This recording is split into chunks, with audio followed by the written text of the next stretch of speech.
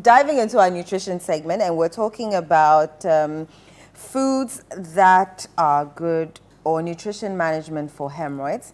If you have any questions, any concerns, join us with the WhatsApp number 0203 447 0204.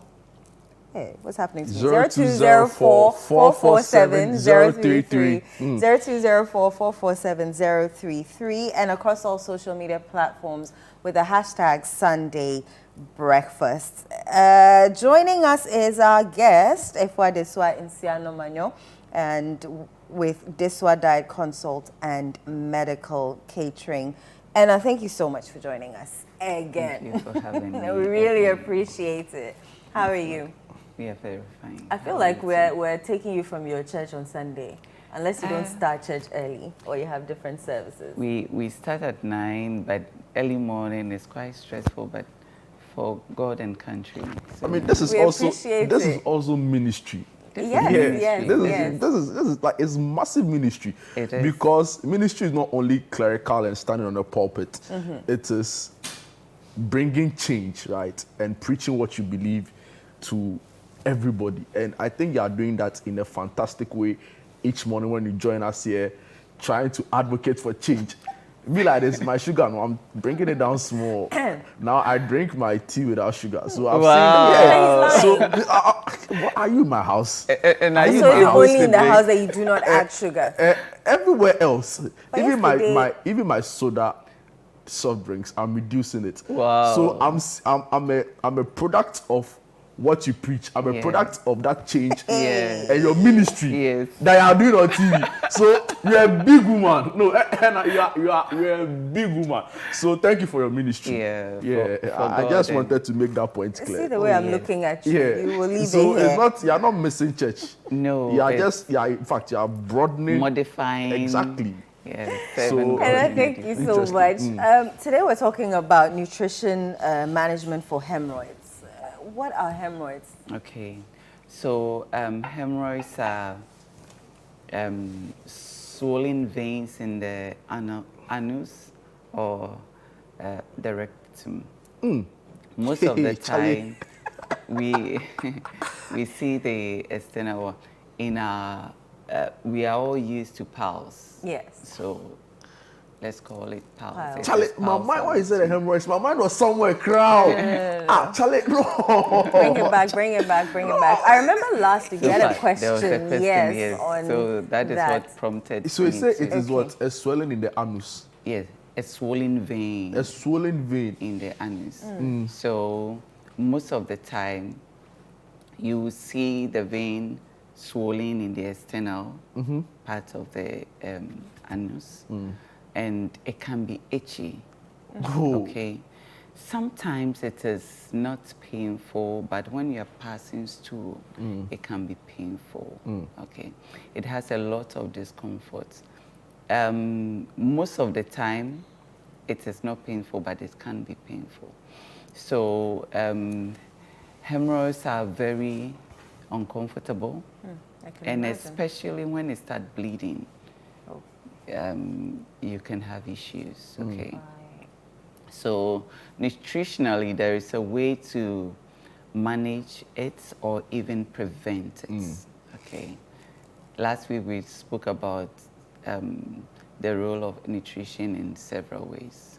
So most of the time, when this condition starts, you are asked to start with nutrition care and exercises for a while. If it doesn't, if you don't respond well to that, then they add medical treatment. So, in a nutshell, that is so how. Swelling of a vein. A swollen vein in the rectum area or the anus. Yes. But how different is it from the ball that we know? Or so there's a swelling, right? So I'm saying with the swelling aspect of it, how different is it from like a boil, the Okay. How are you able to tell that it's not some pompo that's okay? So normally pompo comes also swollen but more painful than the hemorrhage, than the pulse. the pulse. Pompo or the balls might last for a short time, and when you get treatment, it goes. Pulse can be there for years. Okay. Is the pulse the one we call in the local parlance the Kookoo? Kookoo, yes. Okay, Charlie. Every Most time of the I sit time. in public transport, Yes. later on, they should talk to us about the dangers of patronizing some of those medications, because Kookoo drew Charlie. Everywhere you pass. Charlie, every trotro. And I tell, what triggers, the piles, and what symptoms? Will you get any symptoms before you feel uncomfortable in your rectal area? Okay, so most often you notice it when you see the swollen vein. When you wipe, you will see that there is a groove. The groove might not be painful, but the veins are swollen. If you have veins on your leg, like some of us do, it is similar to that. Okay. But this time, it can itch. Okay, it is itchy. It is, you feel the discomfort, especially when you're passing stool. Because now it looks like the anus is blocked with a swollen vein. You find it difficult to pass the stool. And especially when it starts bleeding, when you wipe and you see blood on your tissue, then you know that it is getting, So the vein is a symptom, the itchiness, the discomfort. Sometimes you find it very, you are not going to pass stool, but you find it painful even with a prompt of bowel movement. It comes with a little pain. Okay. I don't know if it's true or not, or if it's a misconception, but people say if you sit on the toilet for too long, you can get piles. Okay. And maybe the difference between that and constipation. Okay. So constipation is the inability to pass stool frequently. Okay. Okay. And with the ease. Okay. So prolonged constipation, when you put pressure on your anus, okay, the veins also get swollen. Okay. So prolonged constipation puts you at risk of piles. Okay. So one may lead. So one of the factors is constipation. Okay. So when we are managing constipation or piles nutritionally, we try to eat foods or introduce foods that will help you move your bowels with ease and with and more frequent. Okay. So then sitting on the pot for a longer time leading to piles. Naturally, when you sit on the pot, you need to relax. Early morning potty training for adults is also very important. He's laughing because of the time we get here. Because most of the time we want to rush and we go and sit on the pot and we want to force it down. Whilst you're forcing it down, you are putting pressure on your anus. And with time, you will see that your body will give you the signs. Then you get you see the swollen veins, okay? So normally, the good protocol for morning, when you get up, you're supposed to drink water. Enough hydration early morning also helps to soften the stool so that it can come with ease. After drinking your water, you have to exercise so to enhance the movements. Okay. When you don't drink water, you don't exercise, you go, even when you have the urge and you haven't eaten a lot of fiber, you go, you have the urge, but you have constipation most of the time. and you are in a hurry. So you want to force it down. The more you force it down, the more you are putting pressure in your veins. So with time, that's why constipation leads to. Because allowing the movement to come gently needs time, and you don't have the time. Right. Yes. So when you sit on it for long and it comes with ease, that should not cause pulse. Let's just stay briefly on the constipation. We'll come back to the past conversation, because there are so many mixed diagnoses of what could cause constipation, right? People say a lot of things which often are not, it's not really the case. So for example, you hear people like, oh, eating too much bread or hard carbohydrate filled foods could lead you or predispose you to suffering from constipation. Is that really the case? Yes, bread, you know, bread doesn't have fiber. So, and a lot of us eat so much bread. I mean, somebody can finish a loaf, okay? Especially if it's fresh. Especially if it is fresh. Some of them are here, they are watching they are watching behind the cameras. They eat the bread like that. And they don't add any fiber to it. So, ideally, if you are eating 2 slices of bread with a lot of vegetables, You should be fine. you should be fine. You can move your bowels. But if you eat it the way we eat it, the way we will eat it with either our tea or our house Kookoo, long bread with then you will get the constipation. You know, paying attention to how your body responds to the food you eat, your food intake, is the best knowledge you would have to treat your body. So when you realize that bread is not good for you, you stop. And in fact, bread is not good for anybody. You know, Too much of it. Too much of it. If Eating it wrongly. At all? Oh, you can do at all. You know, last week I told you, it depends on what you want, Right. okay? Right. If you are diabetic and you realize that when you take even a slice of bread, your sugar level goes up, you are better off without bread. But they say they have these different types of breads, right? So for example, brown bread, wheat bread, You know, tuna bread, the chocolate bread, vanilla bread. It should be fine, right? The difference between white bread and wheat bread or brown bread is not significant. Right. Okay. Oh, Charlie. The difference bread is bread. it's just like brown Yeah. sugar and white sugar. sugar. It's not significant. It's not deep. Even if you don't take care. The wheat bread. The brown sugar and the wheat bread, because people knowing the vendors knowing that everybody is trying to choose healthy meals are doing stuff for brown Yeah. bread and Something like And Gabby then- would say. Tuna Yes. wheat bread. So I even tell the the real story. ones are Yeah. not significant. So how about the colored ones to represent And I've been something? mentioning fiber. Yes. Is what kind of fiber should we be eating if we have piles, or when we Okay. come to you, like I have piles? What kind of fibers are you talking about when you say fiber?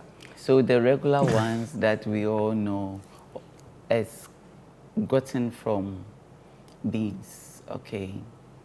So getting enough, and when you are eating beans, it's not like sprinkling or just a scoop of a spoon scoop or two, and you think you are eating beans. When you are eating beans to get results, the beans should be enough, okay? Because that has both the soluble and non-soluble fiber to help you have the bulkiness of your stool to move easily, okay? So getting that's from your beans, and also eating a lot of vegetables. So these are the sources of your fiber. The 2 types I prompted you last week is the soluble and the non-soluble. Non-soluble, yeah. The non-soluble one is what forms the bulkiness of your stool for you to be able to pass it easily. So if you are somebody who easily has constipation, then whenever you are eating, you should make sure there is some sort of fiber in there, either from your beans or from your vegetables or your seeds, okay? So beans is one, vegetables. Don't eat bread without vegetables. And when you even take a slice or two of bread, make sure you are taking it with a fluid, okay? So, and after, drink a lot of water. Going back to your plate, so when you're eating ampesi, okay, your abum with it should be should be enough, okay? Most of them, we will go for abum because we are trained to boom. I like that. But I love abum. That's actually one of my favorite meals. Yes, I love abum. So when you are eating, fa ampesi no ti, Abum no. abum no, men fa mbomu keke. Sometimes when I think about it, I think that's the reason why our grandparents called it abum, because we have to manage, so you don't have to fetch. But we are supposed to eat enough so that at the end of the day, your guts will also enjoy the meal and give you the free movement of your stools. Because honestly, like when I was in school, right, back in senior high school at Crackadam, we used to eat kenke about 4 or 5 times a week. I'm not even joking. Yeah. Sometimes we eat it. The only thing we didn't do was to eat it early in the morning for breakfast. But we eat it as lunch, we eat it as supper. We eat it Monday, eat it Tuesday, eat it Wednesday, eat it Friday, eat it Sunday, eat it Monday. Whoever did your Charlie, plan should be thanked. Talking about it, I And want there to. was no vegetables. Oh, The Just pepper, the pepper is just and the- small. pepper, so and pepper the and fish. soup. The soup, no, you don't know what it is. Charlie, talking about it, I want to even cry. So- Yeah. Were you guys constipating a lot? So back that is what I'm driving at. And we were told at the time by the senior house pastor or something that it is good for us. It helps in bowels movement. I was like, no, this thing some way. Yeah. Charlie, really some way. So We had kinke just once, and it was Saturday and morning. I promise after you, we did all our work. 7 days a week, we're eating kinky 5 times out of the 7. I'm not even joking. And we were being told that it is good for us. But I wasn't too sure about that at the time. So talk to us about it. There are some people who, by nature of the work they do, they want to eat heavy. So they may find themselves in this kind of situation where they have to eat like bankun, eat fufu, eat kenke, some of them 3 balls at a go. And because of their work, they do it so often and so regularly. Is there a downside? Is there even a problem to begin with? Okay, so same way you can eat rice every day and you think it's good. You can also eat kenke every day And to be fine. and it will be fine. It is the how you eat it. So my house master was right. So you can eat, yes, Hey. you can eat it every day, but it is the, Accompaniments? yes. So if you're eating kenke and let's say you have enough pepper, fresh pepper, Yeah. not shito. I most often campaign against shito because of the way it is made. The oil. Okay. The wrong oil, the dark oil, the overused oil we use for shito. So that makes shito bad. Okay. So when you have grinded your own pepper, when you're going to buy kenke, make sure you have your own pepper. Make sure you have lots of vegetables, or make sure you're buying it from a place you get a lot of fresh pepper. The fresh pepper is your vegetables. Yeah. Okay, and your cuts, onions and cuts, tomatoes, cuts, green pepper, when you have a lot. So may I use your cup for an free. illustration? If I am eating kenke, or if anybody is eating kenke, and your cut vegetables should be about 2/3 of this, then you are getting enough fiber. For one bowl. For one bowl. So the other people can even eat this full vegetables from this and get a little kenke. Let this one fill it. Okay. When you eat like that, you would definitely move your bowels, and the maize has more fiber than we will get from the rice or whatever you think is lighter for you. Okay, so After getting a full or 2/3 of this for your vegetables, you are supposed to get about half of this for your fresh vegetables, for your fresh pepper sauce. Eating like this, it's healthy. With your fish, the fish will give you the oil because you fried, praying that they fried it well in good oil. In good know we- oil, I know we not get the you all. black one. So Wow. that's one. And the kenke makes it so balanced. In the season of avocado, when you Ooh, I add love little apples. avocado, okay, you are good to go. It's balanced. And this can be every day. You can eat it every day. So far as you are modifying the vegetables and adding your protein, you are You're good to go. Anna, there's a Yes. question here for you.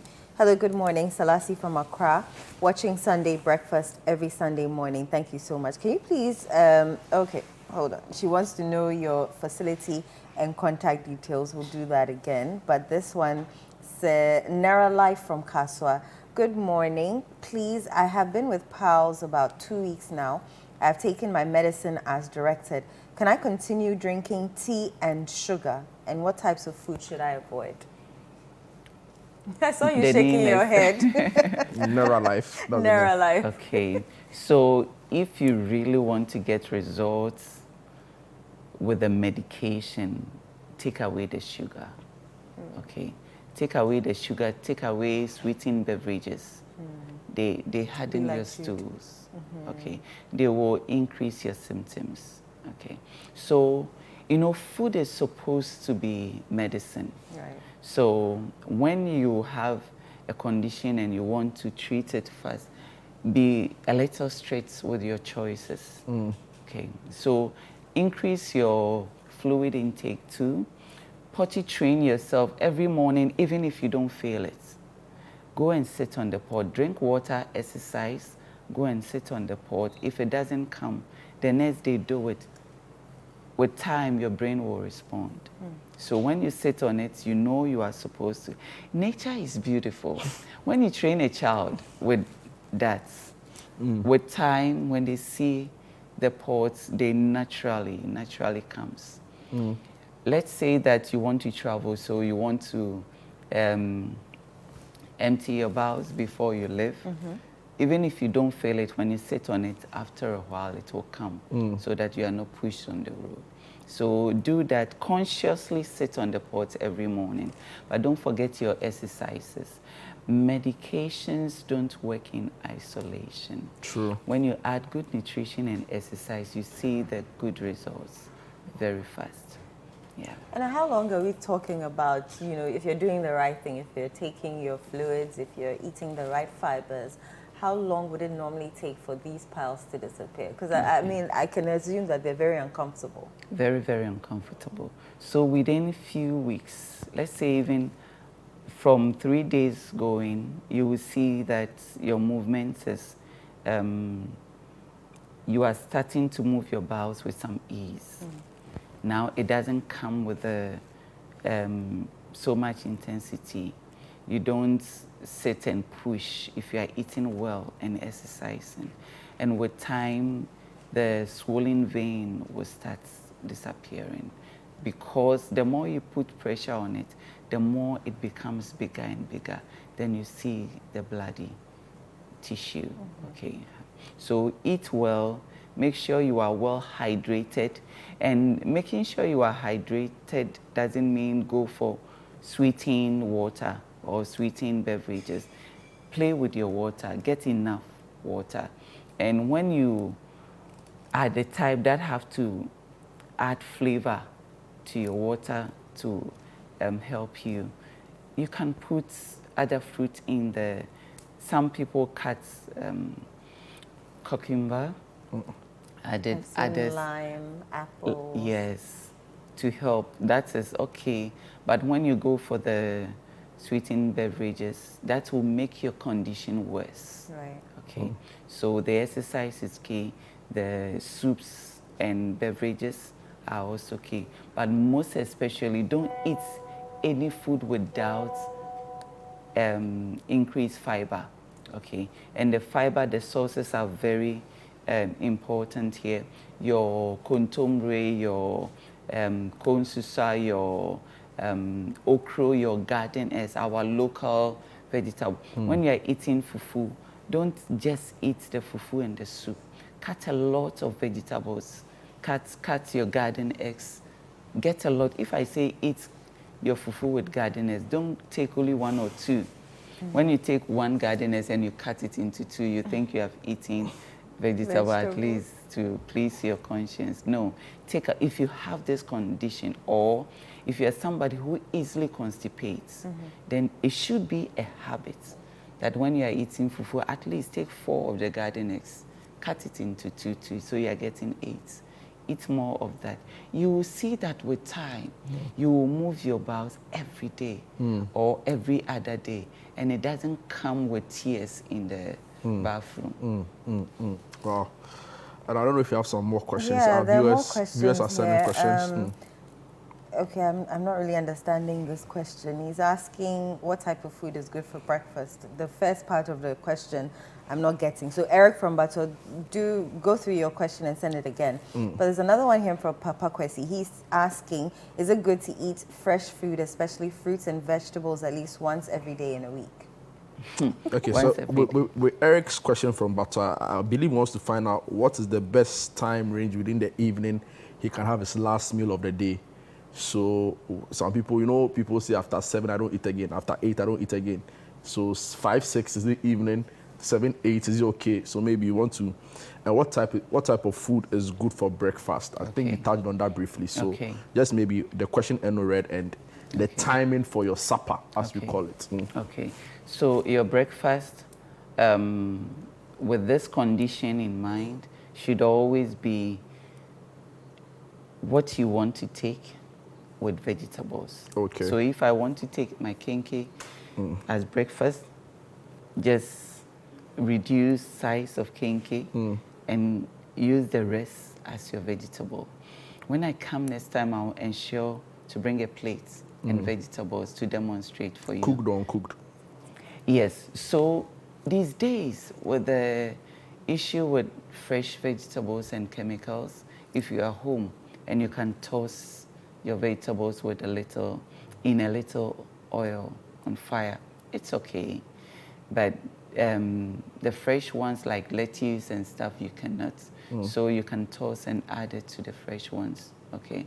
If you are okay and you know your sauce is good and you want them fresh, so however you eat your vegetables, that's okay. But make sure you don't lose the crunchiness of the vegetables, okay? So if you want to go for your beverage and your bread, please reduce the bread. And you have this condition for care, eliminate the bread and see the way your body will respond to it, okay?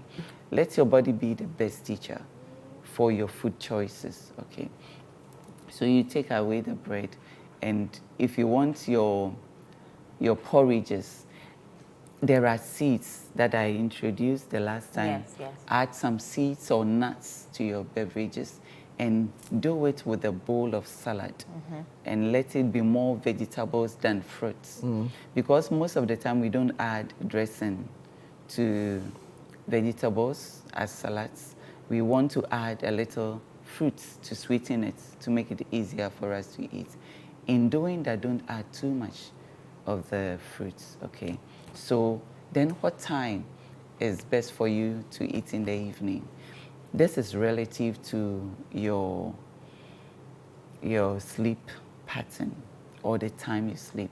So if I'm sleeping around 11, I can eat around 7 and I'm okay. Right. 7:30 and I'm okay. The ideal way to sleep is to sleep on an empty stomach. So if I eat at 7 and by 10 I'm empty, I can sleep. So what you eat in the evening should also be lighter because you are not going to burn energy. So most of the time you will see that your soups and vegetables with a little starchy carbohydrate are good to go for the evenings, okay? So we can eat, the evening is not when we are going for the fried yam and the pork. In the night, as we mostly do. Once in a while, we all want to have fun, but it shouldn't be a pattern. Fried foods also take long to digest, so might increase constipation. So if you are somebody who constipates easily, you will not do well on fried foods. Right. Yeah. Right. Yes, you will not do well on bread, you will not do well on sugar. So watch your fried food. It is not only you can eat a lot of fiber, but if you don't take away the fried food, or if you don't reduce, then also reducing salts. Very important. Okay, very important, so that you spoke can about see the last time. the results. And I briefly touch on the fruits and vegetables at least once every day a week. I'm sure you Okay. I saw you shaking your head, Yes, so yes, yes. address that briefly first. So he was saying if he could take eat once, fresh food, especially fruits and vegetables, at least once every day in a week. He's asking if it's good. So if he's taking it daily, then it's good. Then it's good. But then the quantity when it comes to fruits. So fruit like banana, for instance, when we are eating banana, the maximum for the medium is 2. If it is large, or if it is the big ones, 1 banana is okay. Right. And it goes with nuts. Okay. If you are taking apple, 1 is okay. So if we want to take a lot of fruits, that is when we are eating too much sugar. But in a day, at least 2 different types of fruits is okay, ideally. If you are not able to get that, then you get 1. Philip wants to know if crabs are good for the body because he loves them. Crabs are good, but they also have cholesterol. Wow. So crabs, we are supposed to eat them once a while. Sparingly. That's the way. Philip, so it's good, but you don't eat it every day. All right, because all right. they are good. Thank you so much, Enna. Ifwa Deswa Nsiano Manyo. She's a registered dietitian with Deswa Diet Consult and Medical Catering. And we're so grateful that you came today to speak to us on how we can manage our piles with good nutrition.